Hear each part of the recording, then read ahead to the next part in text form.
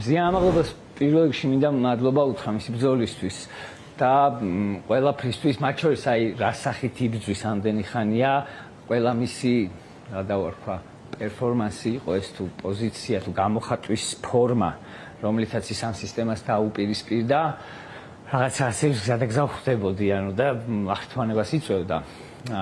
ნამდვილად ჩვენი ბრძოლის სიმბოლოა, მინდა რომ ხნეობა უსურო და ჩემთვის ძალიან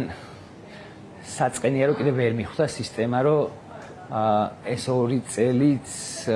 ძალიან დიდი შეცდომა იყო, რა 2 წელი იქნებოდა 4 თუ 7, განსხვავება არ აქვს, იმიტომ რომ საერთოდ დავთვლი რომ 2 წელი ის დროა რომ რა დროც შეიძლება ვინმე იჯდეს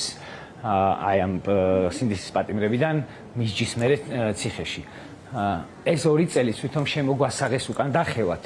მაგრამ რეალურად არცად არ დაუხევიათ, ეს უბრალოდ რაღაცა სიმულაციური რეალობა შეგვიქმნეს, რომ თითქოს გადააკვალიფიცირეს, უკან დაიხიეს და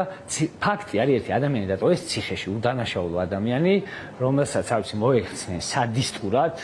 იკადრეს ყველაფერი, ის კადრება შეიძლება და არ შეიძლება და ვინმეს ფანტაზიაში შეიძლება მოსულა და ამის მერე რაღაცა ლოყეწითელა ბიჭებმა თვეები უკვე გამოკეტეს ციხეში, არ შეიმჩნიეს მისი პროტესტი, ათეულობით დღეში მშილა მზიან, ანუ საერთოდ არანაირი რეაგირება არ ქონიათ. მე ვერ ვხსნი მესმის რომ შეიძლება მედია გაწუხებდეს, ასე შემდეგ,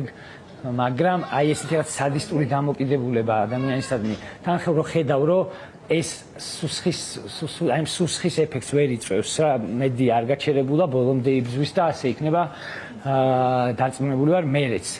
და აი ეს რომ რაღაცა ამ ზღაპარს უყვებიან რომ თითქოს გადააკვალიფიცირეს 2 წელი მიცეს, რეალურად უკან დახევა იქნებოდა ის, რომ ის რასაც ითხოვდა მაიამ წარიაშვილი, რომ ეს იყო ადმინისტრაციულ სამართალ დარღვევათა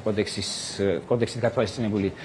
ქმედება და ითვალისწინებს 500-დან 1000 ლარამდე ჯარიმას თუ არ ვცდები, აი მან ჩამოეტანათ, ეგ იქნებოდა ის, რაზეც შეგვეძლო გითქვა, რომ